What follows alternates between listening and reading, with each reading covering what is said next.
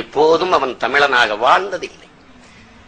வந்தவரையெல்லாம் வசதியாக வாழ வைத்த ஒரு இனம் தன் சொந்த உறவுகளை இதே மண்ணில் அகதியாக வாழ வைத்தது பெருமக்களை. வந்தவரையெல்லாம் வாழ வைத்த தமிழினம் என்ற ஒற்றை பெருமையில் இந்த இனம் மல்லாந்து படுத்தது. வந்தவனெல்லாம் ஏறி மிதித்து எச்சே காரி துப்பினான். வந்தவரையெல்லாம் வாழ வைத்த இவன் வாடகை வீட்டில் குடியேறினான்.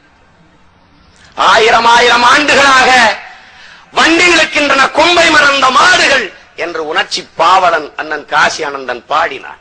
மாடு வண்டி இழுக்கிறது, தமிழன் ரிக்ஷா இழுக்கிறான். பெரிய வித்தியாசம் இல்லை. என்ன நடக்கிறதே? ஆதியில் உன்னையும் என்னையும் பர்மாவில் அடித்தான். நீ நானும் அகதியாக ஓடி வந்தோம். அதன் பிறகு பம்பாயில் அடித்தான், அகதியாக ஓடி வந்தோம். எப்போதும் நம்மை கர்நாடகாவில் அடிக்கிறான். தண்ணி கேட்கும் போதெல்லாம்